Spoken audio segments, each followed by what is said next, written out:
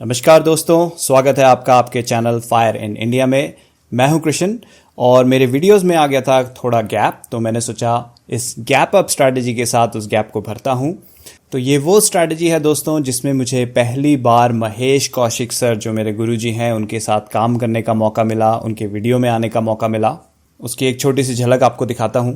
तो इस वीडियो में मैंने महेश सर के लिए गैप अप स्ट्रैटेजी को बैक टेस्ट किया था पूरे निफ्टी 100 स्टॉक्स में। काफ़ी मेहनत लगी थी उसमें और उसके जो रिजल्ट्स थे वो आपने इस वीडियो में देखे होंगे। अगर नहीं देखे तो मैं इस वीडियो का लिंक आपको डिस्क्रिप्शन में दे दूंगा, वहाँ जाके बैक टेस्टिंग को अच्छे से आप समझ सकते हैं। लेकिन आज के वीडियो में मैं दोबारा से आपको सारे रूल्स बताने वाला हूँ कि ये स्ट्रैटेजी हम कैसे करते हैं, और साथ में मैं आपको दूंगा वो गूगल शीट जिससे आप अपनी इस स्ट्रैटेजी को आराम से ट्रैक कर सकते हैं कि कब बाय करना है, कब सेल करना है, किस में सिप करना है। वो सारी डिटेल्स आपको आज की गूगल शीट में मिलेंगी। तो सबसे पहले एक रिकैप कर लेते हैं कि ये स्ट्रैटेजी क्या है, इसके रूल्स क्या हैं, किस तरह से हम इसे इस्तेमाल करते हैं, इसमें बाइंग कब आती है, सेलिंग कब आती है और सिप कब करनी पड़ती है। तो हम इसे इस्तेमाल करेंगे निफ्टी 100 के स्टॉक्स में, ठीक है, क्योंकि सेफ्टी होती है उनमें। वो इंडिया के टॉप 100 स्टॉक्स हैं, तो उनमें करना कंपैरेटिवली सुरक्षित रहता है। तो बाइंग रूल्स की बात करूं कि इस स्ट्रैटेजी के हिसाब से हम कब बाइंग करते हैं, तो उसके रूल्स हैं अ गैप अप ऑफ 3.14% और मोर। गैप अप का मतलब यहां पे है कि कल अगर कोई स्टॉक बंद हुआ था, वहां से जब वो आज खुलता है उसका ओपन प्राइस 3.14% सीधा सीधा ओपन होता है या उससे ज्यादा ओपन होता है, उसे हम कहते हैं गैप अप। इसे चार्ट में दिखाता हूं थोड़ा आपको समझाने के लिए। तो यहां पे मैंने अदानी पोर्ट्स का स्टॉक खोला है। इसमें देखते हैं गैप अप कब हुआ था और उसके बाद क्या हुआ। तो 30 अप्रैल को अदानी पोर्ट क्लोज हुआ था 1216 रुपीज़ 50 पैसा पे। उसके अगले दिन वो ओपन हुआ है 1255 रुपीज़ पे। अब इसके बीच का गैप चेक करते हैं कितना है। यहाँ पे वो क्लोज हुआ और जब वो नेक्स्ट डे ओपन हुआ, तो जब वो ओपन हुआ तो 3.14% से ज़्यादा का गैप था, तो उसे कहते हैं गैप अप ओपनिंग। क्योंकि ये बीच में एक गैप आता है, यहाँ क्लोजिंग हुई और यहाँ ओपनिंग हुई, बीच में सीधा सीधा एक गैप है। यूजुअली नॉर्मल डेज पे क्या होता है, आज क्लोजिंग हुई तो उससे थोड़ा ऊपर नीचे या वहीं से वो दोबारा से ओपन होता है और फिर मूवमेंट होती है। लेकिन जब इस तरह का बड़ा गैप अप हो, बड़ा इन द सेंस 3.14% को हम बड़ा मान रहे हैं, यहाँ पे सिग्निफिकेंट मान रहे हैं, वरना आधा %, 1%, 1.5% इसके गैप अप भी हो सकते हैं, उनको हम नहीं कंसिडर करेंगे। कम से कम 3.14% का गैप अप होता है तो हम उसे मानते हैं कि गैप अप है, और गैप अप ऊपर की तरफ है यानी कि कुछ इसमें पक रहा है, इसलिए ये गैप अप है। तो ये हो गई पहली कंडीशन कि गैप अप ओपन होना चाहिए। दूसरी कंडीशन है green candle closing price by the end of the day. Open हुआ लेकिन ओपन होने के बाद अगर गिर गया तो वो रेड कैंडल बन जाएगी, तो वो हमारे लिए स्टॉक एलिजिबल नहीं होगा। उसको ग्रीन होना चाहिए, मतलब जहां ओपन हुआ उससे ऊपर उसे क्लोज होना होगा, तो वो ग्रीन कैंडल बनाएगा। ये सेकंड कंडीशन है। तो इस दिन देखिए आपने यहां पे ओपन हुआ था, यहां जाके क्लोज हुआ, तो ये ग्रीन कैंडल बन गई। यानी कि जब हम इसे 3 बजे, 3:15 बजे के बाद ट्रैक करेंगे तो हमें पता चल जाएगा कि ग्रीन कैंडल बन रही है या फिर रेड कैंडल बन रही है, और ग्रीन कैंडल बन रही होगी तो ये एलिजिबल है बाइंग के लिए। ठीक है, तो 2 कंडीशन सेटिस्फाई होनी चाहिए। इसके अलावा और भी कंडीशंस हैं, क्योंकि हम एक स्टॉक में नहीं, हम निफ्टी 100 स्टॉक्स में कर रहे हैं, तो कुछ और क्राइटेरिया भी हम यूज करेंगे। Buy a maximum of 1 stock in a day that has met the first 2 conditions. जो ऊपर 2 कंडीशन है वो दोनों मीट होनी चाहिए। And has gone up the lowest on that day. अब सपोज कीजिए किसी एक दिन मल्टीपल स्टॉक्स गैप अप हो गए। अभी मैं आपको हिस्टोरिकल स्कैनर में दिखाऊंगा, एक दिन में 20 से भी ज़्यादा स्टॉक्स गैप अप हुए थे। अब 20 के 20 स्टॉक्स खरीदना कोई समझदारी नहीं है। वैसे आप चाहें तो खरीद सकते हैं अगर आपके पास उस तरह का पैसा है, लेकिन इस स्ट्रैटेजी के हिसाब से हम एक दिन में मैक्सिमम 1 स्टॉक खरीदते हैं। तो जो भी गैप अप होगा जिसमें ग्रीन कैंडल बनेगी, प्लस सारे 20 के 20 जब हम कंपेयर करेंगे, जो सबसे कम बढ़ा होगा दिन में, उसको हम खरीदते हैं। इस तरह से हमारा एक स्टॉक फिल्टर आउट होके आता है। ठीक है, अब इस चार्ट में तो ऑफकोर्स एक ही स्टॉक दिख रहा है, तो यहां से नहीं समझ में आएगा, बट अगर इसी गैप अप की बात करें अदानी पोर्ट्स की, अगर हमने इसे बाय किया होता, अगले दिन देखें हम, तो वो अपना हाई बनाते बनाते 8.8% से भी ऊपर का हाई बनाया था। तो हम इसमें सेलिंग टारगेट रखते हैं 6.28%, यानी कि इसे बाय किया होता तो अगले दिन हमारा टारगेट आ जाता, हम बेचते और उससे बाहर निकल जाते। तो ये तो एग्जाम्पल है जहां पे बढ़ गया, कई बार गिर भी जाते हैं, तो मैं पूरे सिनेरियोज आपको समझाऊंगा कि अगर बढ़ गया, कितना बढ़ गया तो हम निकल जाएंगे, अगर नहीं बढ़ा और गिर गया तो गिरने पे क्या करना है, तो वो सब समझेंगे हम धीरे धीरे। पहले मैं आपको वो बताता हूं कि अगर मल्टीपल स्टॉक्स गैप अप हो रहे हैं तो उनमें से कैसे सेलेक्ट करेंगे हम।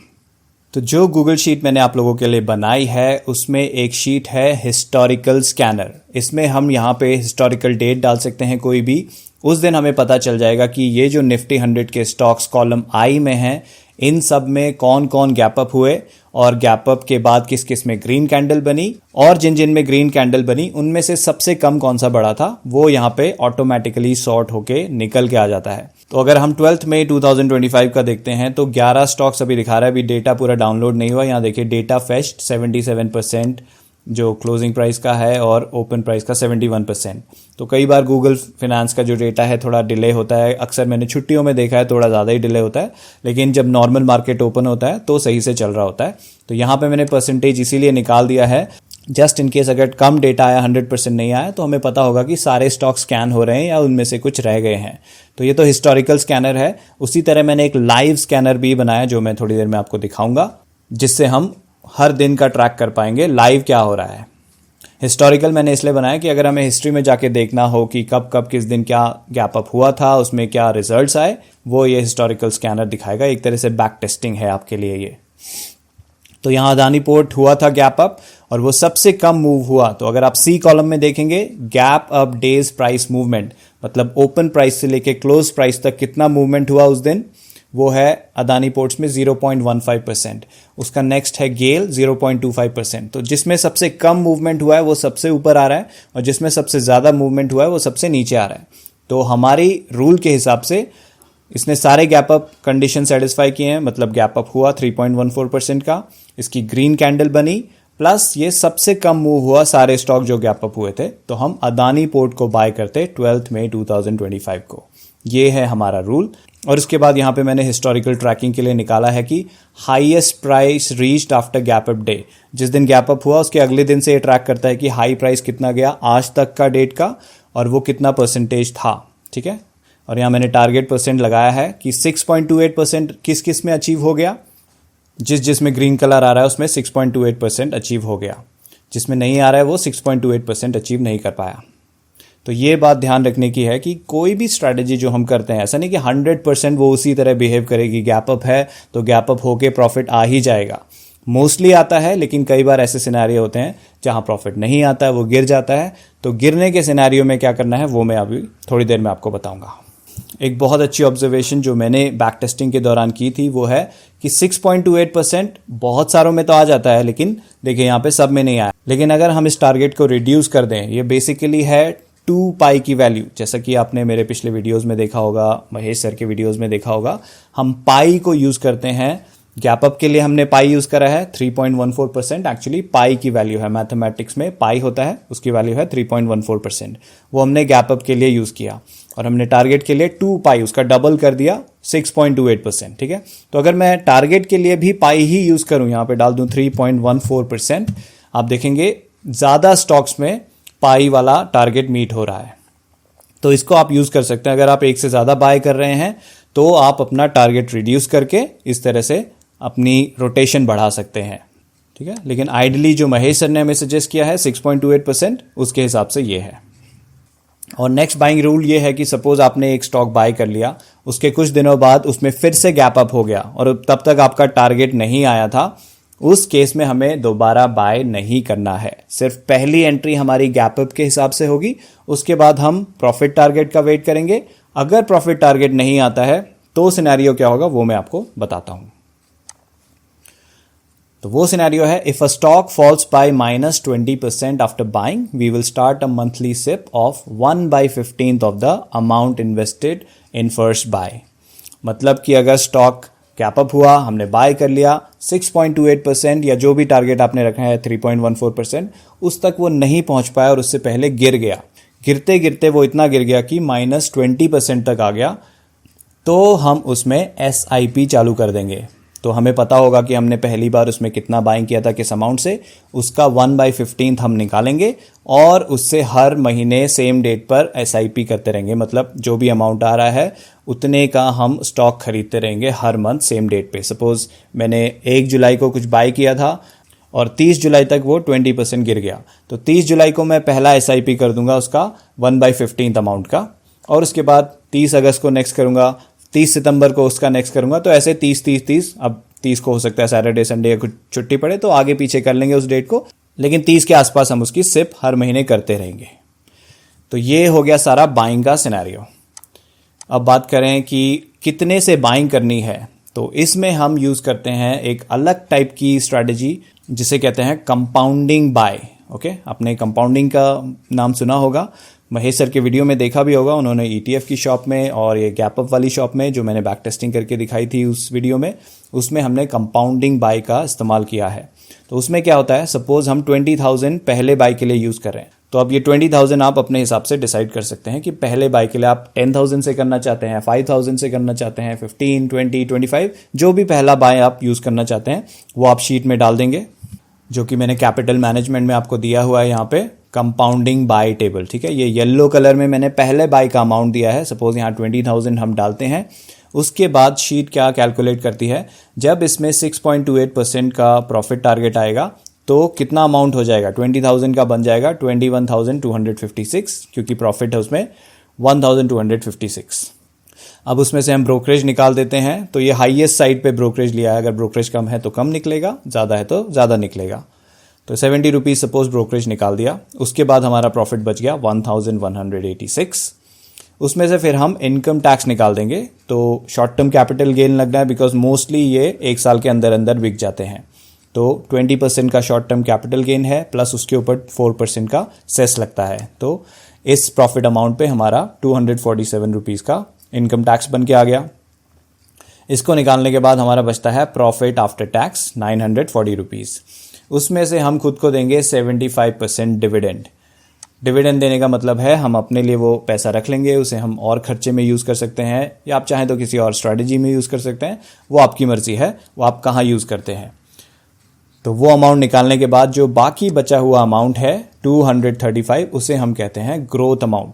तो हम उसे अपने शॉप को ग्रो करने के लिए इस्तेमाल करेंगे। तो ये जो 235 है नेक्स्ट बाय में ऐड हो जाता है। देखिए बाय नंबर 2 20,235, क्योंकि पिछला वाला 235 यहाँ ऐड हो गया।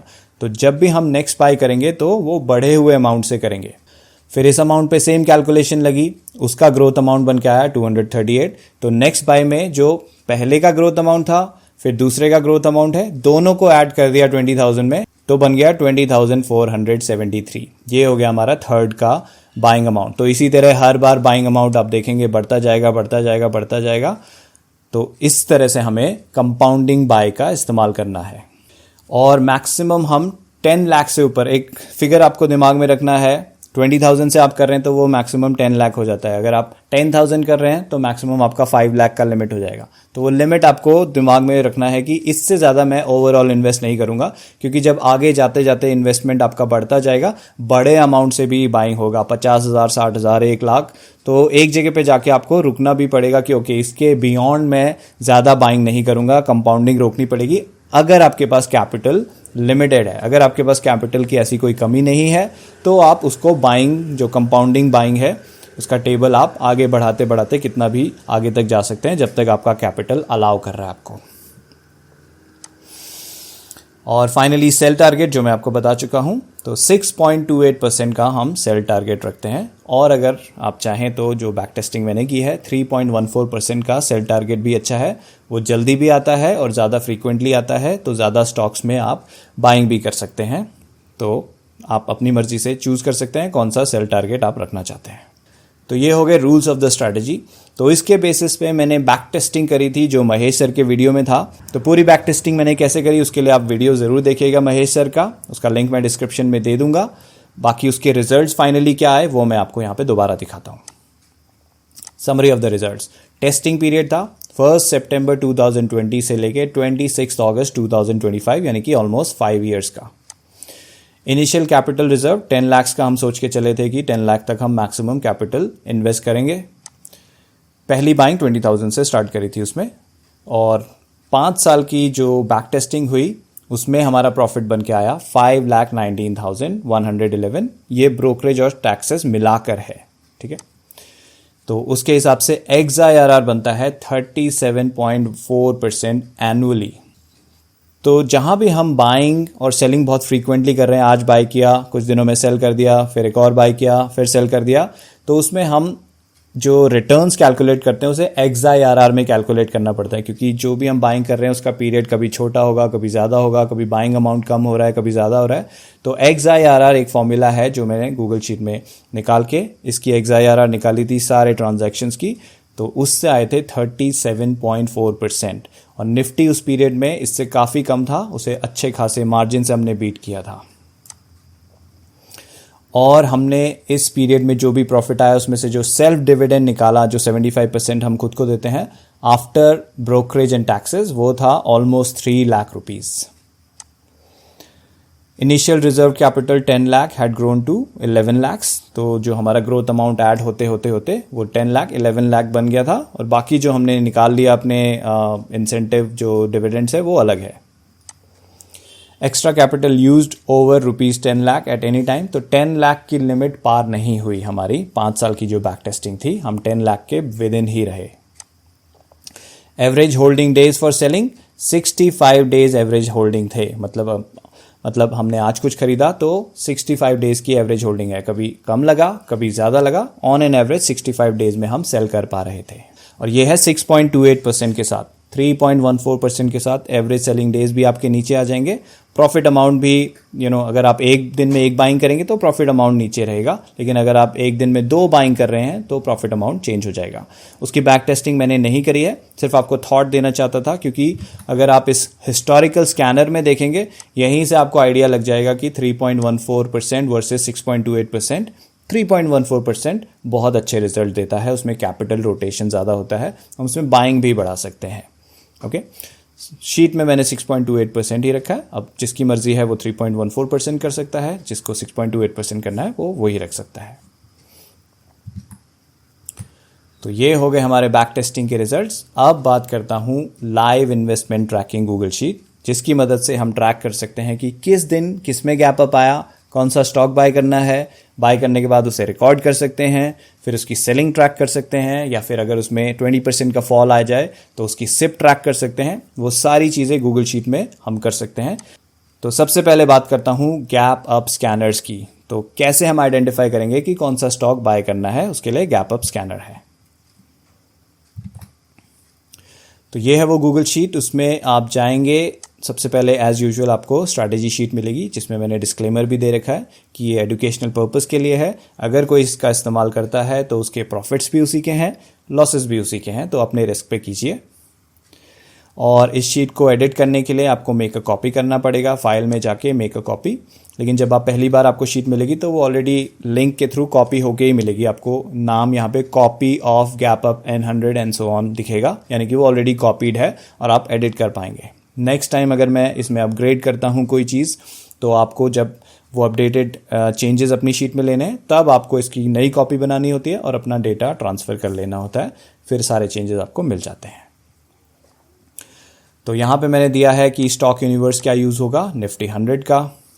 पर बाय अमाउंट हमारा वो कैपिटल मैनेजमेंट शीट में जो हमारा कंपाउंडिंग वाला बाय है, कैपिटल मैनेजमेंट शीट में आप यहाँ पे जाएंगे तो यहाँ पे आप 20,000, अगर कोई 10,000 से स्टार्ट करना चाहता है वो यहाँ पे 10,000 डालेगा, तो ऑटोमेटिकली ये सारे टेबल बदल जाएंगे और उसके हिसाब से कैलकुलेशन होगी। ठीक है, तो आप अपने हिसाब से यहाँ पे अमाउंट डाल सकते हैं। बस ये ध्यान रखिएगा कि 1,000 मत डालिएगा, या बहुत कम अमाउंट डालेंगे तो उसका 6% जो प्रॉफिट होगा, जैसे फॉर एग्जाम्पल मैं 1,000 डालता हूँ तो उसका प्रॉफिट 63 रुपीज़ है, उसमें से ब्रोकरेज ही आपका निकल गया 22 रुपीज़, प्रॉफिट निकल गया 8 rupees, profit after tax 32 rupees बचा, तो बहुत सिग्निफिकेंट अमाउंट नहीं बचेगा आपको जो आप मेहनत कर रहे हैं। तो इसलिए अगर आपके पास बहुत कम कैपिटल है तो ये स्ट्रैटेजी मत कीजिए। एटलीस्ट आपके पास शुरुआत में ही 1 लाख से ऊपर है तो ये स्टार्ट कीजिए। ओके, तो यहाँ पे मैंने बनाया है आपके लिए स्कैनर। ये है लाइव स्कैनर, मतलब ये आज की स्कैनिंग करके मुझे दे रहा है। तो यहाँ पे टुडेज डेट आ रही है 2 अक्टूबर, आज छुट्टी है तो आज मार्केट बंद है तो कुछ स्कैन होके नहीं आएगा। ऑल्दो ये कह रहा है रेगुलर मार्केट स्टेटस ओपन, क्योंकि यहाँ पे ये छुट्टी ट्रैक नहीं कर सकता, ये सिर्फ ये ट्रैक करता है कि क्या आज मंडे टू फ्राइडे की डेट है तो मार्केट ओपन होगा बिटवीन 9:15 टू 3:30, और उसके आउटसाइड ये क्लोज कर देता है ऑटोमेटिकली, वो मैंने सेटिंग लगा रखी है। लेकिन अगर कोई ऐसी छुट्टी है या कोई स्पेशल ओकेजन पे सैटरडे को खुल गया मार्केट, वो ये ट्रैक नहीं करता। एनीवेज आपको पता ही होगा मार्केट कब ओपन है कब नहीं है, आज जैसे ओपन नहीं है तो यहाँ कुछ ट्रैकिंग आ भी नहीं रही है। लेकिन जिस दिन मार्केट ओपन होगा उस दिन ये ऑटोमेटिकली यहाँ जो कॉलम एच में हमने निफ्टी 100 के स्टॉक्स के कोड डाल रखे हैं उनके हिसाब से ये चेक करता है कि करंट मार्केट प्राइस क्या चल रहा है, यस्टरडेज क्लोज प्राइस, कल का क्लोज प्राइस क्या था, टुडेज ओपन प्राइस, आज का ओपन प्राइस क्या था, इन दोनों में गैप कितना था। ठीक है, नेगेटिव पॉजिटिव सारे गैप्स यहाँ पे आएंगे, और जिसमें भी 3.14% का गैप होगा, गैप अप टुडे में वो यस हो जाएगा। फिर टुडेज कैंडल कलर चेक करती है स्कैनर कि ग्रीन कैंडल बन रही है या रेड कैंडल बन रही है। हमें ग्रीन कैंडल चाहिए, तो जो नहीं बनाएगा ग्रीन कैंडल वो फिल्टर आउट होके नहीं आएगा। फाइनली जो लिस्ट है फिल्टर आउट होके वो यहाँ पे ABCD कॉलम में आ जाती है जहाँ मैंने हाईलाइट किया है। फिर टुडेज प्राइस मूवमेंट, जैसा मैंने कहा अगर एक से ज़्यादा स्टॉक में गैप अप हो तो प्राइस मूवमेंट के हिसाब से जिसमें सबसे कम प्राइस मूवमेंट हो वो हम खरीदते हैं, तो प्राइस मूवमेंट यहाँ पे ट्रैक होता है। और एलिजिबल फॉर न्यू बाय, तो सारे कंडीशन जो भी हमारे कंडीशन है कि गैप अप होना चाहिए, ग्रीन कैंडल होना चाहिए, वो सब जब सेटिस्फाई होते हैं तो एलिजिबल फॉर न्यू बाय हो जाता है, और वो फाइनल लिस्ट यहाँ पे आती है। तो अभी मार्केट बंद है तो यहाँ नहीं आएगा, तो मैं हिस्टोरिकल स्कैनर के थ्रू आपको ये समझाता हूँ। तो ये है हिस्टोरिकल स्कैनर, यहाँ पे हम डेट डालते हैं, सपोज 12 मई 2025 मैंने डाली। शीट चेक करेगी कि उस दिन इन निफ्टी 100 के स्टॉक्स में किन किन में गैप अप हुआ, किस किस में ग्रीन कलर बना, और फिर उनका डेली प्राइस मूवमेंट क्या था। ठीक है, वो सब कुछ ट्रैक हो रहा है। और उसके बाद जो जो एलिजिबल थे, देखिए जहाँ पे गैप अप लिखा आ रहा है वहाँ पे कलर भी चेंज हो रहा है क्योंकि वो गैप अप है, हम कलर के हिसाब से भी देख पाएंगे स्क्रॉल थ्रू करके। जिसमें ग्रीन कैंडल बनी है वहाँ ग्रीन आ जाएगा, अगर रेड कैंडल बनी थी तो वो रेड दिखा देगा यहाँ पे। और कितना प्राइस मूवमेंट हुआ डेली, जिसमें ग्रीन कैंडल है तो ऑफकोर्स वो प्लस में होगा, और जिसमें रेड कैंडल है तो वो माइनस में प्राइस मूवमेंट हुआ है।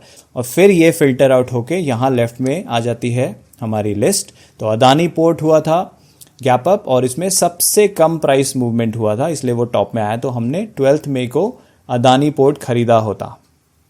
तो ये हो गया गूगल फाइनेंस के डेटा के हिसाब से स्कैनर। कई बार क्या होता है गूगल फाइनेंस में इश्यू आ रहे होते हैं, वो स्लो हो रहा होता है, तो उस केस में मैंने आपको चार्टिंग का स्कैनर भी दिया है, उसका लिंक यहाँ पे है। तो हम यहाँ चार्टिंग खोलते हैं, तो इस चार्टिंग स्कैनर में मैंने क्या लगाया है, daily open greater than 1 day ago close by 1.0314। इसका मतलब है कि जो गैप अप है वो 3.14% का ये चेक करेगी शीट। फिर सेकंड कंडीशन चेक करेगी कि जो आज का क्लोज प्राइस चल रहा है वो आज के ओपन प्राइस से ऊपर है या नहीं है। ठीक है, तो जिसमें भी दोनों कंडीशन सेटिस्फाई होंगी वो स्टॉक्स यहाँ पे आ जाएंगे। अब आज तो मार्केट बंद है, यहाँ कुछ नहीं आ रहा है, लेकिन चार्टिंग ने एक और अच्छी चीज़ करी है, जब हम नीचे जाते हैं ये हिस्टोरिकल डेटा भी हमें दे देता है पिछले 9 मंथ्स का। और ये जो चार्टिंग मैंने खोला ये फ्री वाला है, मेरे पास पेड सब्सक्रिप्शन नहीं है, तो ये फ्री में सब कुछ चलेगा जो भी चार्टिंग पे फ्री में ऑफर करता है वो। तो आप यहाँ पे देख सकते हैं किस किस डेट पे गैप अप हुए, और उस दिन का आप जाके शीट में चेक भी कर सकते हैं। फॉर एग्जांपल अगस्त 18 को ये दिखा रहा है 3 स्टॉक्स गैप अप हुए थे, तो हम अगस्त 18 को अपने हिस्टोरिकल स्कैनर में डालते हैं। ठीक है, तो यहाँ पे डेटा फैच देखिए 0%। जब ये परसेंटेज बढ़ जाएगी डेटा फैच होने के बाद, ये गूगल फाइनेंस से डेटा फैच हो रहा है, ये आइडियली मैं 100% पे देखना चाहूँगा। अभी जैसा मैंने कहा ये थोड़ा स्लो चल रहा है, अभी 72% और ये 86% है। तो मैंने यहाँ पे एक कंडीशन लगा रखी कि जब 70% से दोनों ऊपर होंगे तो ही ये डेटा यहाँ पे फाइनल दिखाएगा। अगर 70% से कम है तो ये डेटा यहाँ पे लेफ्ट हैंड साइड में नहीं दिखाएगा, क्योंकि हम चाहते हैं कि मैक्सिमम स्टॉक उसमें पार्टिसिपेट करें तो ही ये डेटा है। सेम कंडीशन मैंने लाइव स्कैनर में भी दे रखी है।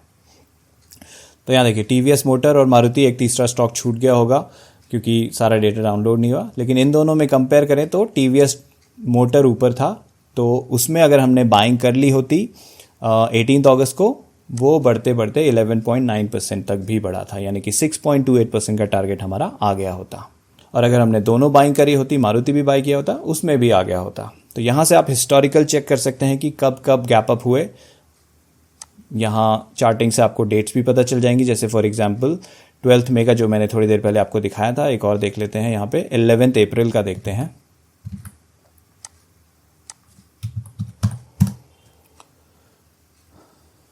तो 11 अप्रैल का 99% इसने डेटा डाउनलोड कर लिया है। एक आध कभी छूट जाता है, डेटा नहीं आता, इट्स फाइन। आप चाहें तो ये कर सकते हैं कि कॉलम आई में जहाँ पे हमारा स्टॉक कोड है पूरा हाईलाइट कीजिए, डिलीट बटन दबाइए, वेट कीजिए 5 सेकेंड्स और फिर Ctrl+Z या अंडू दबाइए अपने कीबोर्ड पे। उससे क्या होगा, रिफ्रेश करेगा डेटा। तो अभी भी 99% आ रहा है, कोई बात नहीं, 99% काफ़ी हमारे लिए चेक करने के लिए। तो यहाँ पे 4 स्टॉक्स हुए थे, उसमें से अगर हमने ग्रासिम बाय किया होता, अगर एक ही स्टॉक बाय करते, वो 6.28% अचीव कर चुका। अगर हमने चारों के चारों भी बाय किए होते, सब के सब अपना 6.28% का टारगेट अचीव कर चुके होते। तो हिस्टोरिकली आप इस तरह से भी चेक कर सकते हैं कि क्या रिजल्ट्स किन किन स्टॉक्स में हिस्टोरिकली आए हैं। ओके, तो गैप अप स्कैनर आपको मैंने पहले बताया, ये स्कैनर लाइव स्कैनर है। फिर हमारे पास हिस्टोरिकल स्कैनर है, जहाँ पे आप डेट डाल के गूगल फिनेंस के डेटा से हिस्टोरिकली चेक कर सकते हैं और सबके रिजल्ट्स भी आते हैं। और प्लस चार्टिंग का बैकअप है, जो चार्टिंग पे हम देख सकते हैं कि आज का क्या है और हिस्टोरिकली कौन कौन से आए थे। जैसे कि मैं इसे क्लिक करूंगा तो सारे स्टॉक्स यहाँ पे आ जाते हैं जो उस दिन गैप अप की कंडीशन को सेटिस्फाई करते हैं। ठीक है, तो ये हो गए हमारे स्कैनर्स। नेक्स्ट कैपिटल मैनेजमेंट, जो मैंने थोड़ी देर पहले आपको दिखाया, वो फिर से थोड़ा और बता देता हूँ। तो कैपिटल मैनेजमेंट शीट है, यहाँ पे आप डाल देंगे कि टोटल मैक्सिमम आप कितना लिमिट तक रखना चाहते हैं। जैसे मैंने यहाँ पे 10 लाख डाल दिया है। और दूसरा चीज़ यहाँ पे येलो में आप डालेंगे कि कितने से आप स्टार्ट करना चाहते हैं। 20,000 बाय डिफ़ॉल्ट है, आप इसे कम ज़्यादा कर सकते हैं। ठीक है, अगर आप बढ़ाएंगे तो अगले फिगर्स भी बढ़ते जाएंगे। जैसे फॉर एग्जांपल 25,000 में कर दूंगा, आप देखेंगे नेक्स्ट फिगर ऑटोमेटिकली बढ़ गए हैं। अगर आप कम करेंगे तो नेक्स्ट फिगर्स कम भी हो जाएंगे। तो ये चीज़ आपको कैपिटल मैनेजमेंट में करनी है। और यहाँ पे ट्रैक हो रहा है बाय नंबर 1 2 3 4। तो शीट में मैंने ऑटोमेटिकली ये ट्रैक किया है कि कितने बाय हम कंप्लीट कर चुके हैं और उसके हिसाब से नेक्स्ट बाय का क्या अमाउंट होना चाहिए, वो शीट करके हमें देगी। वो मैं दिखाता हूँ अभी आपको। तो नेक्स्ट हम बात करते हैं न्यू बाय की, कि न्यू बाय हम कैसे रिकॉर्ड करेंगे शीट में, कहाँ पे हमें देखने को मिलेगी। तो करंट होल्डिंग शीट में हमें यहाँ टॉप में दिखता है टोटल बाइज कंप्लीटेड। अभी फिलहाल 0 है क्योंकि हमने कोई बाय नहीं किया है। जैसे जैसे हम बाय करेंगे इस शीट को पता होगा कि हम कितने बाय कर चुके हैं, उसके हिसाब से ये निकाल के हमें बताएगी नेक्स्ट बायज इन्वेस्टमेंट अमाउंट। तो पहला इन्वेस्टमेंट अमाउंट हमारा 20,000 है। जैसे ही एक बाय कंप्लीट करेगी तो उसका जो नेक्स्ट है, जो कैपिटल मैनेजमेंट में आता है, बाय नंबर 2, 20,235। फिर जब 2 बाय कंप्लीट हो जाएंगे, तीसरे बाय के लिए रेडी होगा 20,473। ठीक है, तो वो ट्रैक करते हुए चलेगी शीट। फिर यहाँ पे प्रॉफिट टारगेट परसेंटेज, आप यहाँ पे इसे बढ़ा सकते हैं, घटा सकते हैं, क्योंकि ये येलो कलर में दिया है। तो मेरी शीट्स में जो भी येलो कलर में दिए होते हैं वो कस्टमाइजेबल होते हैं। बाकी जो येलो में नहीं दिए हैं उनको फॉर्मूला से निकाला जाता है, तो उन्हें कस्टमाइज नहीं कर सकते। फिर हमारे पास है सिप एलिजिबिलिटी परसेंटेज। तो कोई स्टॉक अगर 20% गिर जाए तो उसे हम सिप के लिए एलिजिबल मानते हैं और उसमें SIP स्टार्ट कर देते हैं मंथली। इसको आप घटा बढ़ा सकते हैं यहाँ से, लेकिन स्टैंडर्ड 20% अच्छा रहता है। फिर यहाँ पे शीट हमें निकाल के बताती है करेंटली इन्वेस्टेड अमाउंट कितना है हमारे, जो इसमें करेंटली इन्वेस्टेड में है और जो हमारे सिप में मूव हो चुके हैं, टोटल मिला के दोनों में कितना है वो अमाउंट, उन दोनों की मिला के करंट वैल्यू कितनी है, दोनों का नोशनल प्रॉफिट कितना है, प्रॉफिट परसेंटेज, और कितने स्टॉक्स हम अभी करंटली होल्ड करते हैं। और फिर यहाँ टॉप में यहाँ पे आ रहा है buy date, stock code, buy price, buy quantity. तो जो भी स्टॉक हमारा नेक्स्ट बाय के लिए एलिजिबल है वो यहाँ पे ऑटोमेटिकली आ जाएगा। अब देखिए गैप अप हर दिन नहीं होते, तो ऐसा नहीं कि हर दिन कुछ ना कुछ आएगा। जिस दिन स्टॉक में गैप अप होंगे उसी दिन यहाँ पे कुछ आएगा। ठीक है, जो कि आप स्कैनर्स में जाके चेक कर सकते हैं कि क्या कुछ गैप अप हुआ है या नहीं हुआ है। गैप अप होना चाहिए, ग्रीन कैंडल होना चाहिए, और अगर मल्टीपल स्टॉक्स हैं जो सबसे कम बड़ा होगा स्टॉक वो टॉप में आएगा, वो यहाँ पे ऑटोमेटिकली सबसे फर्स्ट प्रेफरेंस वाला स्टॉक आ जाता है। और उसकी क्वांटिटी शीट निकाल लेती है, क्योंकि शीट को पता है कि 20,000 के जस्ट अंडर इन्वेस्ट करना है। तो 14 क्वांटिटी बोल रहा है बाय करने के लिए, इतना बाय करने पे कितना अमाउंट इन्वेस्ट होगा वो अमाउंट भी यहाँ पे आपको दिखा दिया है। क्योंकि जैसे जैसे आपकी कंपाउंडिंग बढ़ेगी, ऐसा ना हो कि 1 लाख तक पहुँच गया आपको रियलाइज ही ना हो, यहाँ पे दिखाएगा वो अमाउंट कि 1 लाख इन्वेस्ट होने वाला है, ताकि आप डिसीजन ले सकें कि इतना कैपिटल है नहीं है आपके पास और फिर बाय करें। तो अभी फ़िलहाल मैंने इस वाले जो सेक्शन में जो बाइंग आ रहा है, क्योंकि आज मार्केट बंद है तो ऑफ कोर्स कुछ नहीं आना चाहिए, लेकिन फिर भी यहाँ पे आ रहा है क्योंकि मैंने इसे लिंक कर रखा है हिस्टोरिकल स्कैनर से। जब ये वीडियो कंप्लीट हो जाएगा और जब मैं शीट रीसेट करूँगा तो मैं इसे लाइव स्कैनर से सेट कर दूंगा, ताकि लाइव जो हमारा डेटा है, जैसे कल मार्केट ओपन होगा और 3:15 के बाद आप जब चेक करेंगे तो यहाँ पे वो दिखाएगा कि कौन सा स्टॉक एलिजिबल है। वैसे तो 3:15 के पहले भी दिखाएगा, लेकिन आइडियली आपको 3:15 के बाद चेक करके बाइंग करना चाहिए, क्योंकि तब तक एक्चुअल पिक्चर आएगी कि क्या वो ग्रीन कैंडल अभी भी है। ये नहीं होना चाहिए कि सुबह गैप अप होते ही आप बाय कर लें, क्योंकि हो सकता है कई बार ऐसा होता है गैप अप होते हैं स्टॉक, लेकिन फिर वो गिर जाते हैं और फिर गिरते भी रहते हैं। तो ऐसे ट्रैप नहीं होना है, सारे रूल्स फॉलो करने हैं, इसलिए सुबह नहीं बाय करना है, 3:15 के बाद ही इसको चेक करना है और तब बाय करना है। तो यहाँ पे जो भी स्टॉक एलिजिबल है वो यहाँ आ जाएगा। तो इसको रिकॉर्ड करने के लिए आप बाय बटन पे क्लिक करेंगे तो यहाँ से सारा डेटा कॉपी होगा और ऑटोमेटिकली यहाँ देखिए नीचे पेस्ट हो गया है। जब मैं इसे लाइव स्कैनर से लिंक कर दूंगा तो यहाँ पे जो स्टॉक आप बाय कर चुके हैं वो हट जाएगा, नेक्स्ट स्टॉक यहाँ पे दिखाने लगेगा। इन केस आपको एक से ज़्यादा बाय करना है तो आप वो कर सकते हैं, लेकिन अगर आप एक ही बाय करना चाहते हैं, आपने कर लिया है तो बस स्टॉप इट, उस दिन का काम खत्म।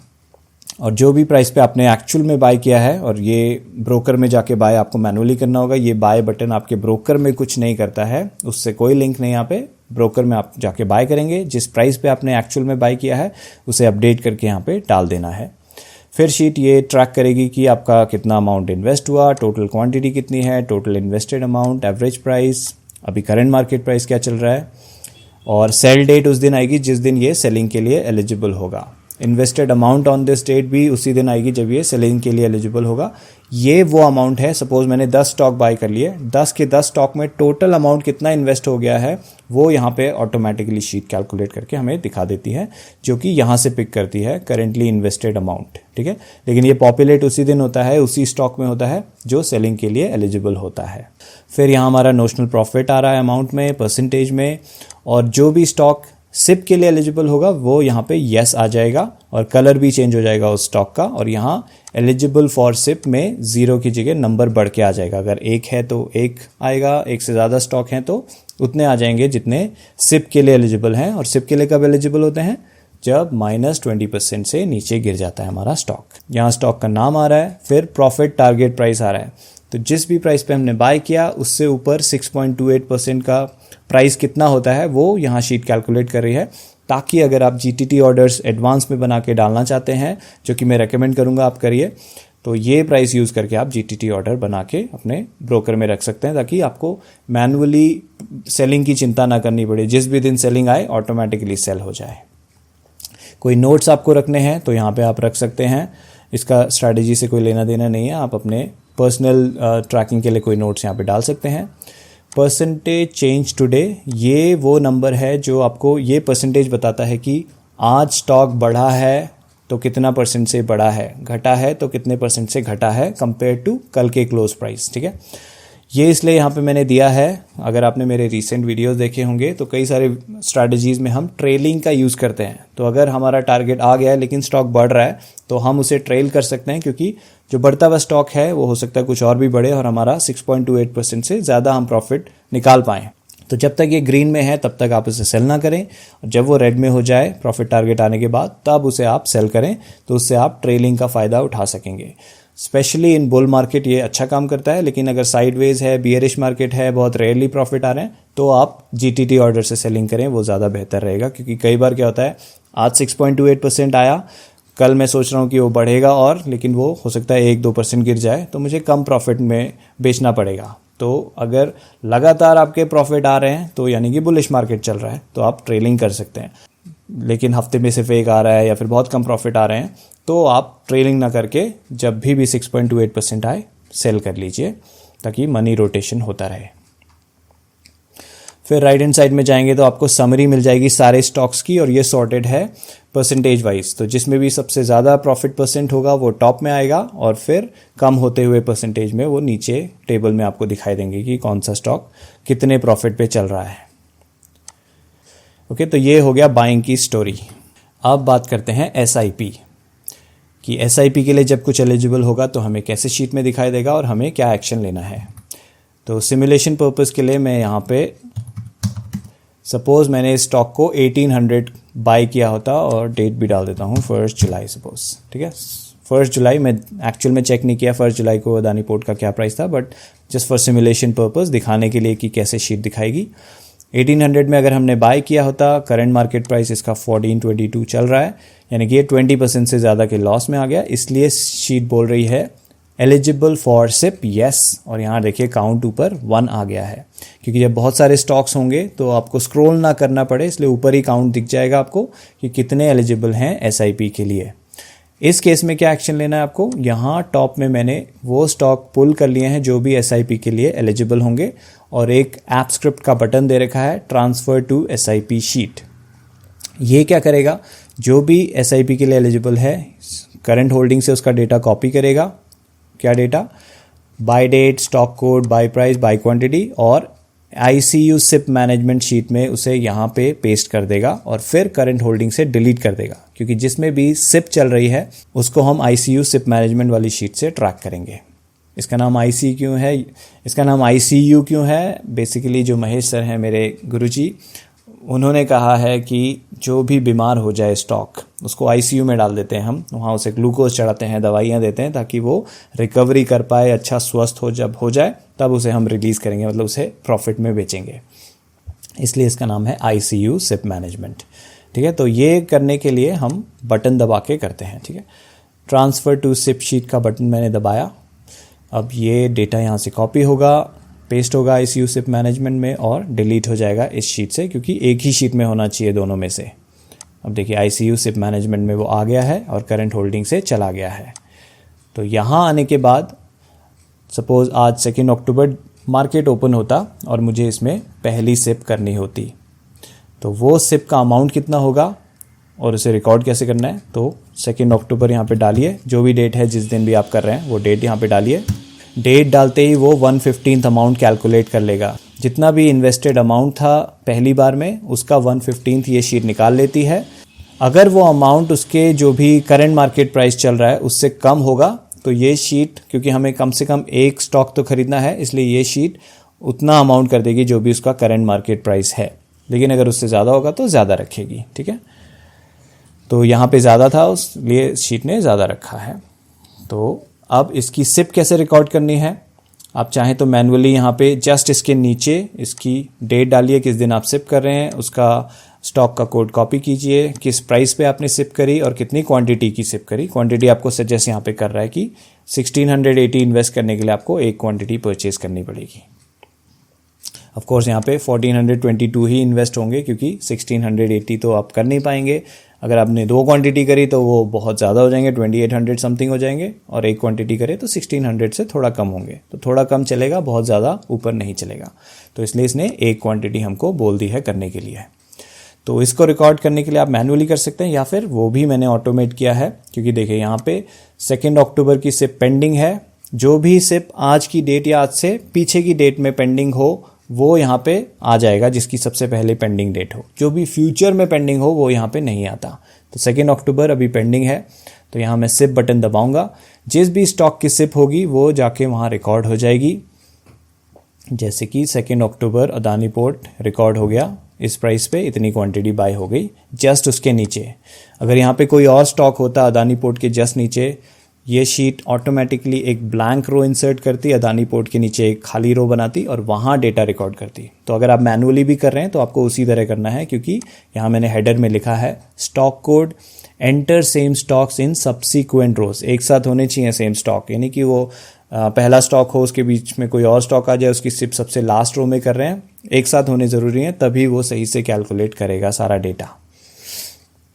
तो ये वाला ऑटोमेशन हमारी ऐप स्क्रिप्ट कर देती है, रो इंसर्ट करना वगैरह वगैरह।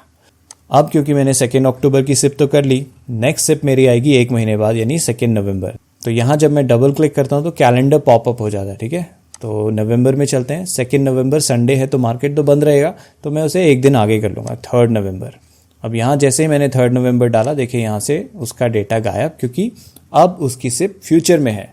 तो फ्यूचर वाली सिप तो अभी करनी नहीं है, जिस भी दिन 3 नवंबर आएगा तब मुझे शीट दोबारा से यहाँ पे दिखा देगी कि सिप करनी है, और फिर मैं बटन दबा के उसकी सिप रिकॉर्ड कर लूँगा और जाके ब्रोकर में सिप कर दूँगा।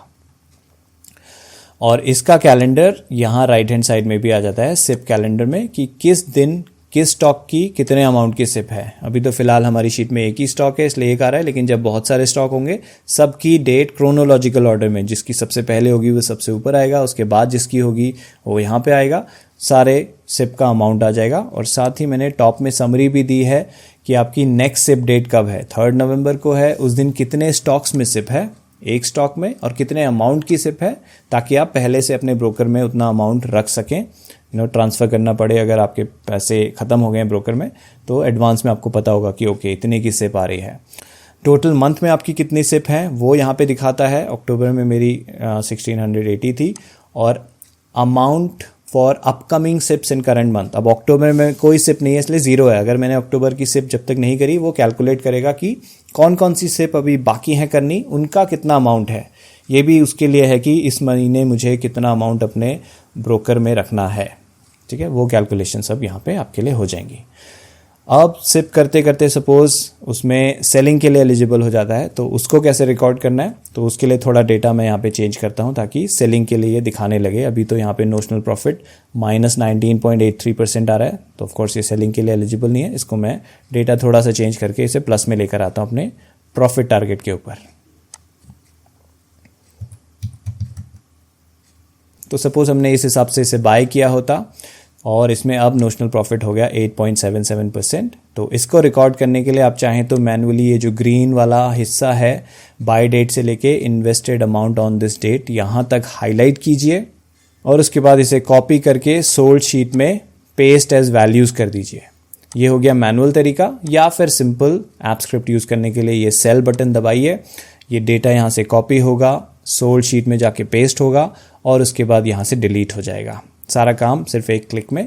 तो ये ऐप स्क्रिप्ट उसी ऑटोमेशन के लिए है। तो जब भी आप ऐप स्क्रिप्ट को पहली बार रन करेंगे ये ऑथराइजेशन के लिए बोलेगा आपको, तो उसे ऑथराइज कर दीजिएगा। उससे आप ऐप स्क्रिप्ट को अपनी शीट का एक्सेस दे रहे हैं, उससे मुझे एक्सेस या किसी और को एक्सेस नहीं मिलेगा, तो उसका डर निकाल दीजिएगा अपने दिमाग से। ऐप स्क्रिप्ट को एक्सेस मिलेगा ये सब ऑटोमेशन करने के लिए। और अगर आप ऐप स्क्रिप्ट को ऑथराइजेशन देने से पहले उसे चेक करना चाहते हैं, एक्सटेंशंस में जाइए, ऐप स्क्रिप्ट में जाइए, ये ऐप स्क्रिप्ट खुल जाएगी और यहाँ पे जाके आप ऐप स्क्रिप्ट की कोडिंग सारी चेक कर सकते हैं कि क्या क्या करता है वो, और मेक श्योर कर सकते हैं कि ये कोई एक्सटर्नल डेटा आपका कहीं भेज नहीं रहा है, ठीक है। बहुत ज़रूरी है, इसलिए मैं आपको बता रहा हूँ कि ऐसे चेक किया जाता है। किसी और की अगर आप गूगल शीट यूज़ कर रहे हैं जहाँ पे ऐप स्क्रिप्ट यूज़ हो रही है, इस तरह से आप जाके ऐप स्क्रिप्ट को चेक कर सकते हैं कि कोई डेटा आपका इधर उधर नहीं जा रहा है जहाँ नहीं जाना चाहिए।